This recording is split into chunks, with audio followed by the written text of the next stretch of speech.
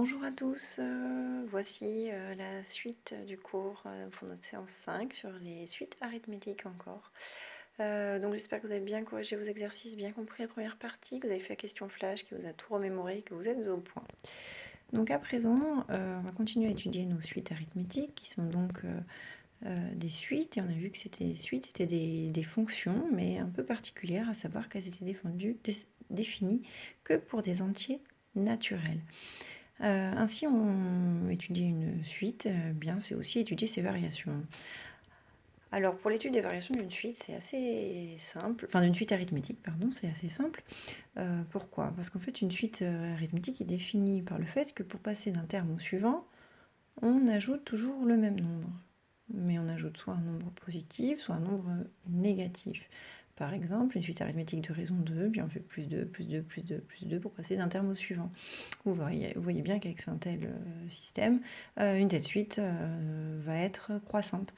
Mais par contre, si la raison n'est plus de 2, mais de, je ne sais pas, par exemple, moins 0,5, on enlève 0,5 pour passer d'un terme au suivant. Et dans ce cas précis, la suite est décroissante. Et bien effectivement, on a la propriété suivante qui est très intuitive, c'est que pour une suite arithmétique de raison R, si la raison est strictement positive, la suite est croissante. Si la raison est strictement négative, la suite décroissante. Et si la raison est nulle, la suite est constante. La démonstration quant à elle est assez évidente, puisque un plus 1 égale un plus R. Ça, c'est les formules par récurrence. Ça nous donne un plus 1 moins un égale R. Si R est positif, eh bien, l'écart entre un et un plus 1 moins un est positif. C'est la définition d'une suite croissante. Et si un plus 1 moins un est négatif, si la raison est négative, eh bien, c'est la définition même d'une suite décroissante. Donc, ça découle immédiatement de la définition d'essence de variation des suites.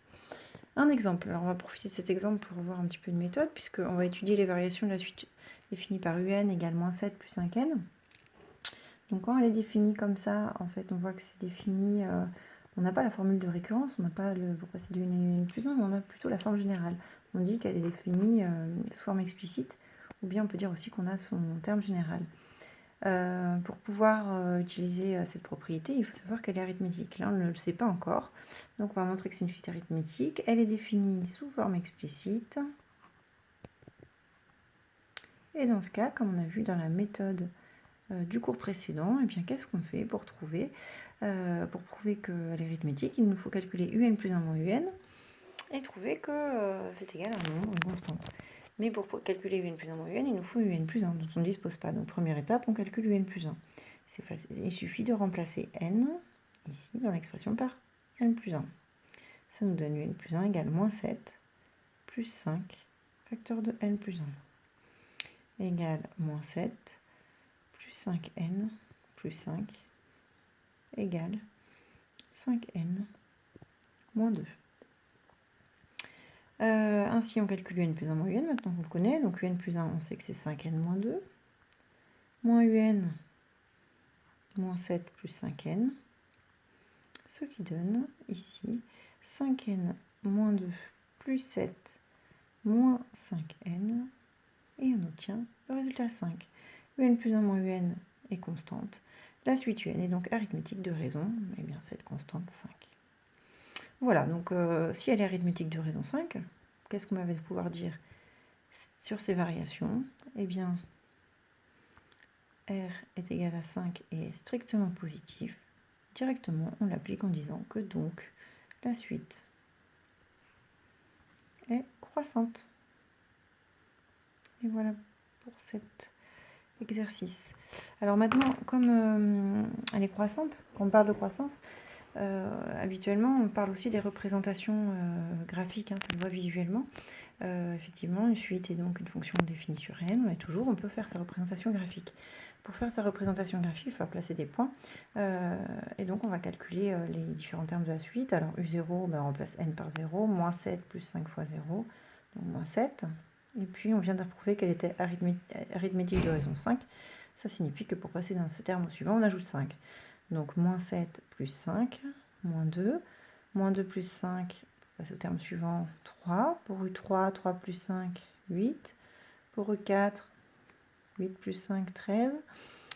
Pour U5, nous avons donc 18, 23, 28 et 32.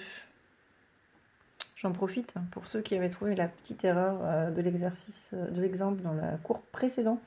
Vous aviez bien tous raison, c'est bien, j'ai vu que vous suiviez. Je ne vais pas envoyer de mail pour corriger à tous parce que c'était vraiment une erreur d'étourderie, ça se voyait, j'ai utilisé la ligne du dessus au lieu de celle en dessous. Mais pas de souci, vous étiez au point quand vous l'aviez vu. Je reviens donc à nos moutons. On avait tous ces termes qui sont calculés et on va retracer la représentation graphique de cette suite. Retrouver des variations de manière visuelle. Voici ce que vous avez, vous. Qu'est-ce que ça veut dire que tracer la représentation graphique d'une suite? Eh bien, en fait, c'est placer les points dans un graphique bien choisi, vous l'avez déjà bien choisi, de coordonnées n, un. Par exemple, premier point, on va utiliser le fait que U0 égale moins 7, U0 égale moins 7, donc on va placer le point d'abscisse n ou d'abscisse 0 et d'ordonnée moins 7. Ici, nous avons un point. Ensuite, deuxième valeur que nous allons utiliser, qui était U1 égale moins 2. Donc U1, ça veut dire qu'en abscisse 1, le point ici, moins 2, pour ordonner moins 2. Puis U2 égale 3.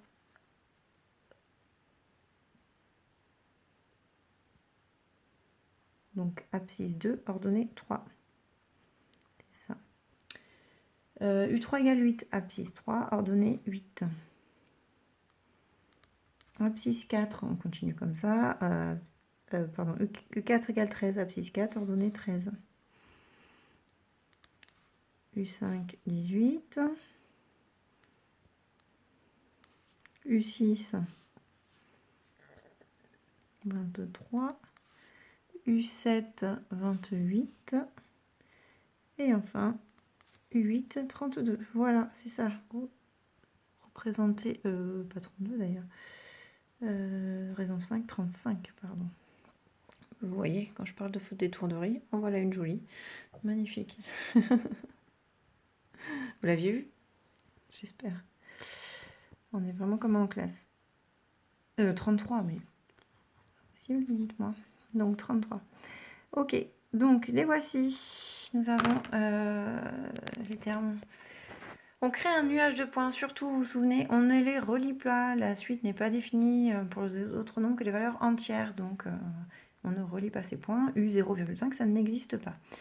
Nous avons ceci, et qu'est-ce qui se passe ici quand on regarde? Eh bien il se trouve que les points sont tous alignés. Alors un petit problème de place pour l'écrire pour vous, la manière dont je l'ai prévu, mais je voulais dire les points ici sont alignés.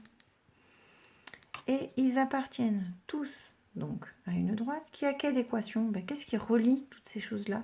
Comment on fait pour obtenir les ordonnées UN à partir des abscisses n? Eh bien, à chaque fois, qu'est-ce qu'on avait fait? On a utilisé la formule de récurrence. Donc, c'est UN égale, ici, c'était moins 7 plus 5n. De manière générale, si c'est une autre suite arithmétique, c'est toujours U0 plus R fois N. Hein, comme on est en train de parler de suite, la droite va avoir pour équation, cette fois-ci, y égale U0 plus R fois X, puisque les abscisses sont notées X, les abscisses N de manière générale, et Y, UN, c'est l'ordonnée. Donc d'un point de vue graphique, ceci s'écrit comme ça, c'est la même chose. C'est bien une équation droite, là aussi j'en profite pour le quiz, souvent vous avez eu des erreurs sur les équations droites, ça ne marchait pas, parce que vous écriviez que cette partie à droite, mais pas une équation. Pour équation, il faut bien écrire Y égale, j'insiste souvent là-dessus pour vous, faut y penser. Voilà, et dans ce cas, on dit que la croissance ici, quand c'est une croissance comme ça, on parle de croissance, ou décroissance d'ailleurs, quand une décroissance linéaire.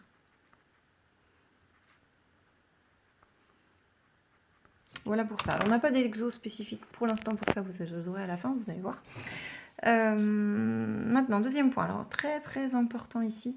Deuxième point, il s'agit de la somme des termes d'une suite arithmétique. Quelque chose de bien connu. Alors, on y va. Je vais vous faire une deuxième vidéo au cas où il y aurait un petit problème technique, ça sera plus sûr. À tout de suite.